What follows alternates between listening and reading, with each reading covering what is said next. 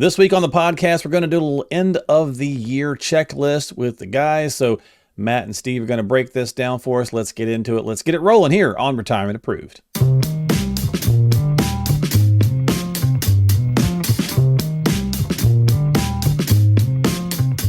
What's going on, everybody? Welcome into the podcast. Thanks for hanging out with Matt and Steve and myself as we talk investing, finance, retirement, and get that approval on that retirement. And guys, we're going to do a little checklist this week, a little end of the year checklist to kind of break down for people. What's going on, Stevie? How you doing, brother?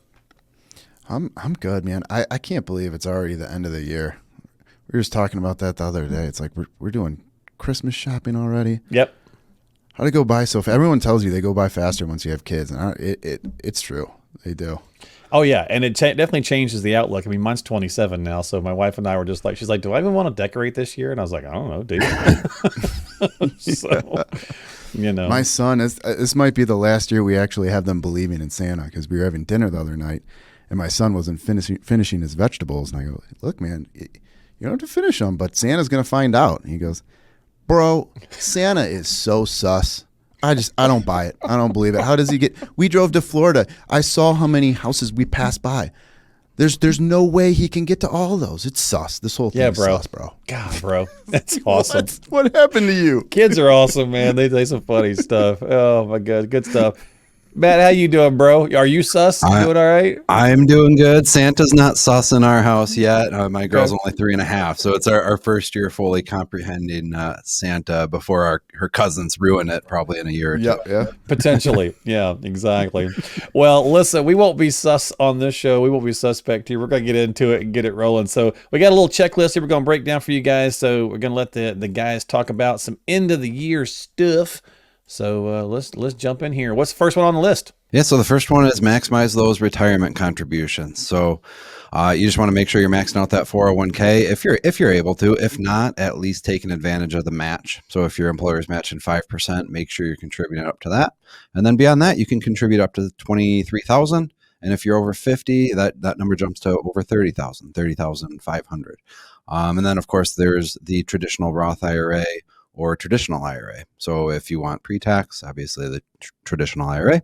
If you want that tax-free bucket, which is always recommended, if you're under the contribution limit, you can put $7,000 in a Roth IRA as well. And again, if you're over 50, you get a catch-up. But in this case, it's only $1,000. So for a total of $8,000 in contributions. Gotcha. And revisit the allocation of the 401k too. So, most of the people that we sit with, the majority of their savings are in that 401k. So on a year-to-year basis, just check the allocation. And if you are approaching retirement, we've had a lot of green years, a lot of really nice years. Look to probably bring down the risk going forward every year. Once you're 10 years out, look to adjust that risk exposure, increase fixed income, and just make sure you're making the right moves approaching retirement. All right. So maximize retirement contributions, number one. Number two, who wants to take this one? Ooh, tax loss harvesting. I'll take that one. So outside of your pre-tax accounts, so I'm not talking about your 401k accounts, 403b, IRAs that Matt just brought up. Those are all pre-tax. You can go in and make moves whenever you want that. You don't have to worry about any tax consequences. You can defer those. But within your non-qualified accounts, so your after-tax accounts, end of the year comes around, take a look and see if you can harvest any of the losses. So what I mean by that is can you sell some positions that are a loss and offset some of the gains? And that's one thing that we want to look at doing every single year going forward, is harvesting those losses. If we can sell some stocks at a loss and offset some of the gains, that's definitely something that we want to do. Yeah, Matt, I was going to say, Matt, because if you've had the market's been pretty good this year overall, right? So if you've had some winners, this is a way to deal with some of the winners. Yeah, the only tough part is there's not a lot of losers right now. So take a stock, I don't know, something that's down pretty substantially would be Intel.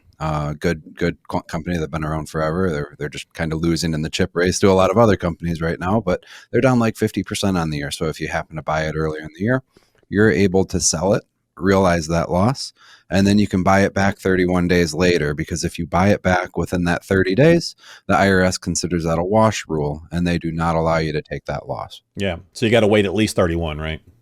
Mm-hmm.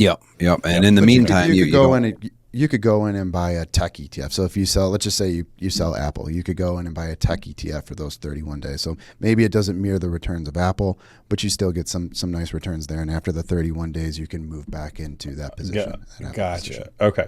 Okay, cool. And that's the wash sale rule. All right. So consider that tax loss harvesting. Number 3, RMDs, right? Got to take care of that. RMDs, required minimum distribution. So this will apply to you if you are over 73 or if you have inherited an IRA. So for those that are over 73, it's just your normal pre-tax accounts. Now there's different scenarios. If you're still working and you're contributing to 401k, maybe you don't have to take an RMD. But for the vast majority, you do have to take some sort of distribution from your IRA assets, typically around 4%, depending on your age. Now, if you don't do that distribution, it used to be a 50% penalty. That's been lowered to a 25% penalty. So you want to make sure that gets done because that's a pretty darn hefty penalty. Yeah, so that's a great way to, handle some of that stuff. And of course, the tax penalty is pretty hefty. So we want to deal with that. Anything else, Matt? Are there anything else that we need to touch on? Yeah. So for inherited IRAs, the IRS changed that rule to, it used to be you have to take it over life expectancy. So if you're a 60-year-old, you'd have to take it over multi-decades. So 30 plus years. But that's been changed to 10 years. And since they did this big rule change, they've been kind of kicking it where they're like, you don't have to take a distribution this year. You can start it next year. So it's one of those things you just want to make sure you're doing it. So even if you inherited an IRA, you probably want to do some sort of distribution depending on your tax situation. Maybe if you're retiring next year or something like that, you could always kick the inherited IRA RMD out. But again, that has to be distributed over 10 years for an IRA inherited after 2020. Unless it's a Roth. So if it's an inherited Roth, I'd probably leave that alone. Unless you really truly need the money, then you could obviously go in and pull it on a year-to-year basis. But when you inherit that Roth, you get the benefits of that Roth for 10 years until you have to pull that money out and put it in an after-tax account. And then you're dealing with the capital gains. But for those first 10 years, you are inheriting a Roth. Yeah. The last thing I would do is go into that account, pull anything out for those first 10 years. Let it continue to grow tax-free because there's not a better place for it to be. Yeah, great points for sure. And I guess for our next point actually works well, Steve. I'll just stick with you for a second. If you're charitable-minded, holiday season, many people are, and you want to satisfy that RMD, right, you could go this route. You could look at QCDs, qualified charitable distributions. And Matt and I were just talking about this. We had a couple of clients that have been pulling bank money to make their charitable contributions. And that's fine. In a lot of cases, you have to do that. So if you haven't hit 70 and a half yet, that's a fine choice to do that if you're charitably inclined. But if you're 70 and a half, take advantage of the QCD. You can go in, you can pull money from your pre-tax accounts, your IRAs, and you can make that charitable contribution and not have to pay any tax bill on it. So it's a great option instead of taking that bank money. Yeah. And if you're charitable minded, it's a great time to do it, right, Matt? Yeah. And that leads us into number 4, which is plan for charitable contributions. But, so yeah, Steve mentioned the QCDs, 70 and a half. Now, some people think that it kind of has to line up with RMD age because RMD age used to be 70 and a half. But they did not change the QCD age when they changed the RMD age. So I just met with a client who's turning 70 in January next year, and they'll be planning to do QCDs starting mid next year, even though they don't need to take it because of the RMDs. They're still giving to their church monthly. So it's might as well take from the pre-tax money and not use your after-tax money. So it's a nice benefit there. Well, you mean this is really complicated. So if you are doing this does need to be included on your 1099-R. Make sure you're working with a CFP or a CPA on this. Yeah. Yes. Yeah. I was just getting ready to say, you mean they made it more complicated? And I was like, no, come on. They didn't do that, did they? So yeah, great point. Yeah. Make sure you're talking with any of the stuff on the checklist. A lot of this stuff it can get a little hairy. So, but it's a good idea to have this checklist and run through some stuff. But again, you want to make sure you're bouncing it off a qualified pro. So let's go to number 5, guys. Max out the HSA if you have one. It's a great tool. Exactly. So any of our friends that ask, hey, what should I be doing? This is up there as almost the number one thing beyond your 401k and your 401k match, because it's the only account out there that's triple tax advantaged. And what I mean by that is you get the tax benefit to put money in. It gets to grow tax deferred, And if you use it for qualified healthcare expenses, it's tax-free upon distribution. And that qualified healthcare expenses can be a lot of things. Could be long-term care for a client, could be dental work, could even be a gym membership cost. If you get a doctor's note and says, hey, you need to go to the gym to keep a healthy weight or something like that, as long as a doctor approves a healthcare cost, that can apply for the HSA. Yeah, and you mentioned telling our friends about it. It's what we always get asked the question, what can I do, beyond a Roth or my 401k? We bring up the HSA and it's like, what? Huh? What is that? What are you talking about? Yeah. It's like, well, let me tell you about it. It's great. You want to take advantage of it. It's like, well, how much am I possibly going to be spending on healthcare in the future? Way more than you think. So, way more it's than definitely you think. something. If you're listening and you have, a son or daughter in their 30s and they're saving money and they're not contributing to this, they might not know about it. Make sure you educate them, let them know there's something out there with all these different advantages, tax advantages, and they should definitely be contributing to it. If not maxing it out, throwing a couple grand in every year if they can, just start building it up. Yep. And just to mention, you do have to qualify for it. So you have to be on a high deductible healthcare plan, and you can't be on Medicare. You can't be age 65. So not everyone can do it. But if you're younger, what you can do is you can take your HSA and invest it in stocks, bonds, mutual funds, let it grow. You can even throw it in a crypto ETF, let it grow for 20, 30 years. And you can always reimburse yourself any healthcare costs as long as you're tracking them. So if you went to the dentist, I was going to ask you, Matt, I was going to say, should we do maybe in the new year, maybe we should do a more in-depth breakdown on this one, because it's pretty cool, but it gets a little complicated too. For sure. Yeah. So what I was saying is, if you have a bill right now, you can wait 30 years and reimburse yourself, assuming they don't change the rules. And we've talked about how much the government likes to change the rules on us. So yeah. I saw a story about that. We could even share. We could do, like I said, we should totally do an episode on this, because I think there was some guy who bought a sailboat with his HSA stuff because he used the receipts or the whatever, and he was able to do some stuff. It was totally legal. It was just kind of wild. His doctor must have prescribed a sailboat for anxiety. I don't know what it was, but it was weird. It was weird, but it was like super complicated. But I was like, this thing's pretty cool. My wife and I have one, and it's awesome. I mean, it's a great tool. So it's certainly something, if you eligible, you should certainly pursue that route. All right, number 6. Consider Roth converting. We're getting a little tight on time at the time we're dropping this episode on this one here, Steve. Right, but so we can still get it done, but you want to be fairly prudent, right? So Roth converting, we talk to a lot of our clients about this, because most of our clients are retiring now in their early 60s. They have a lot of time to look to go into these 401ks and IRAs that they built up, these pre-tax accounts, and get some of that money out of there into these post-tax accounts.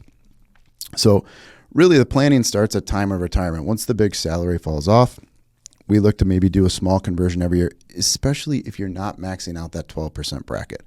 So if you're not maxing out that 12, let's say, so you got 5-6 grand of bills every month, and we have more than enough coming in to satisfy that.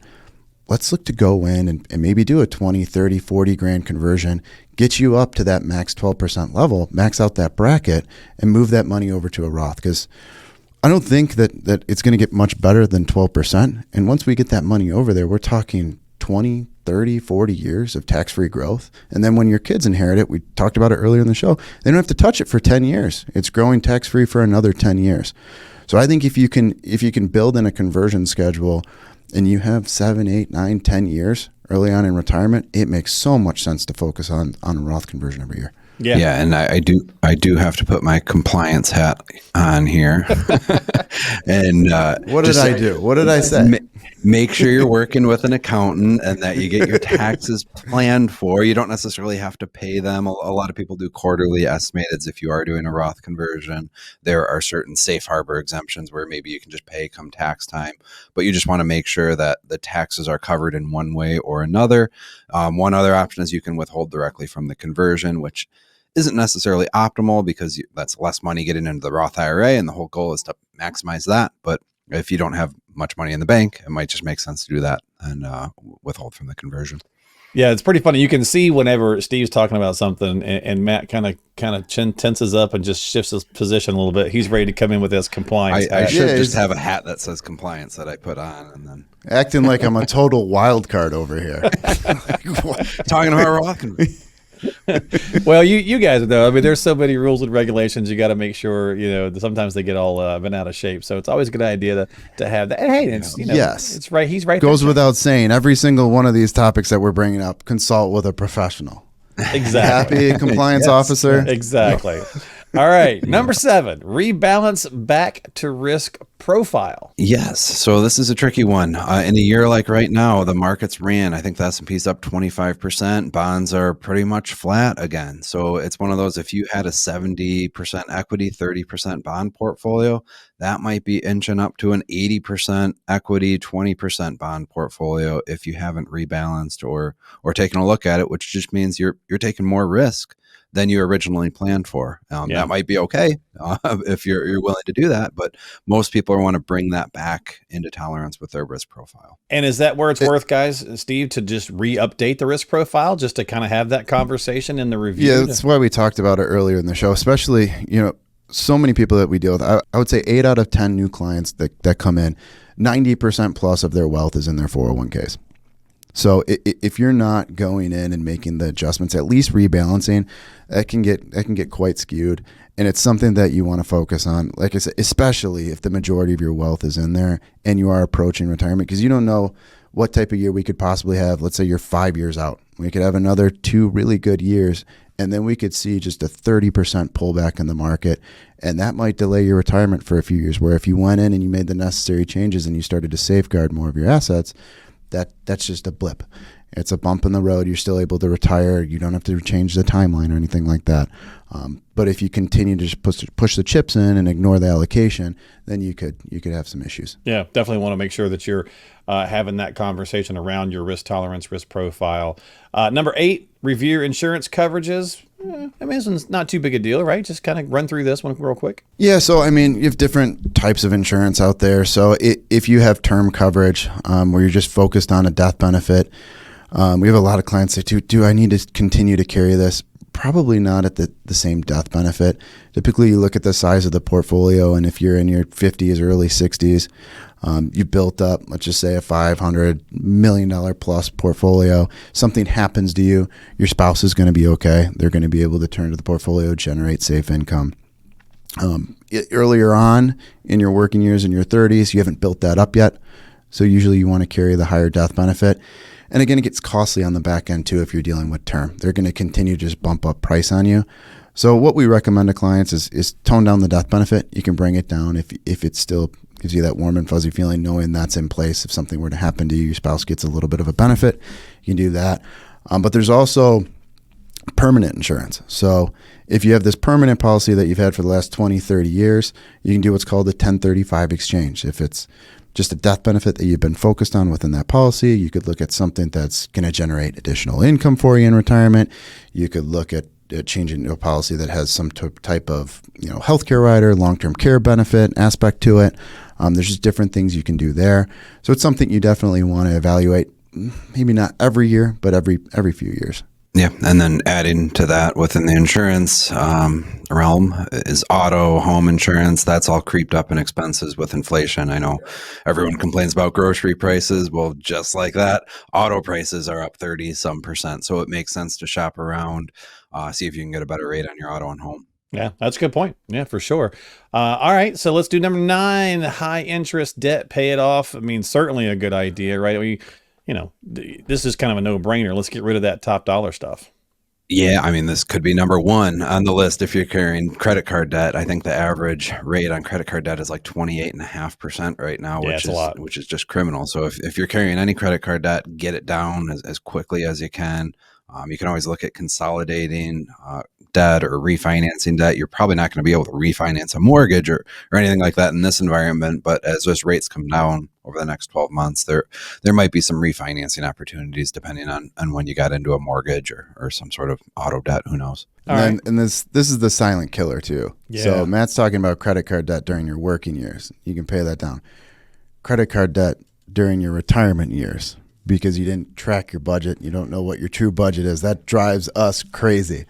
So this is the silent killer. You build that up because you said, I need you to build me out a plan where my expenses are no more than $7,500 a month.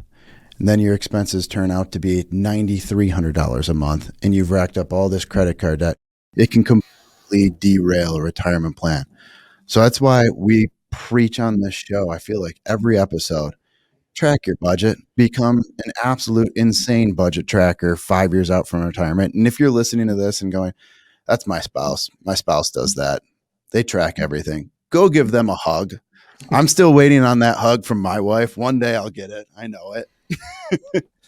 But that's such an important number. And this is truly the silent killer when you're talking about retirement plans, is just not knowing your expenses and credit card debt getting out of hand, your expenses getting out of hand. Good stuff, guys. All right, well, let's do the last one, number 10. I feel like Santa Claus when we're doing like a naughty list or a nice list or something like that, but he's so sus, right? So anyway, so number 10. So sus, bro. He's so sus. Bro. Consider 529 gifting strategies. Whoever wants to take this. So if you're feeling in the holiday spirit and want to do some gifting, 529s are great for college cost for kids, grandkids, if they're younger, obviously under 18. You get that state deduction. And then, of course, there's just outright gifting. So if you want to gift cash, you can gift up to $17,000 per person and not have to deal with the gift tax return. And one thing I'll mention on the 529s, a lot of people are concerned about overfunding them. But what you can do now, this is a new rule as of a couple of years ago, you have the ability to take that 529 after certain requirements are met. You have to wait like 15 years. You can convert that 529 and do Roth rollovers for the beneficiary, which is a really neat thing. Yeah, also with the 529 too, you can change the beneficiary. So let's say you accidentally overfund them, or your child doesn't end up going to college. You can continue to keep the funds in the 529 plan and eventually gift them to your grandchildren in the future. Or if you have more than one child, you can transfer it over to the other child. So there's ways to move around that too. I use them for my kids. I love them. That's another thing that I tell my friends about when they're looking for different accounts. We talked about the Roth. We talked about the HSA. You get the tax-free growth within the 529 as well.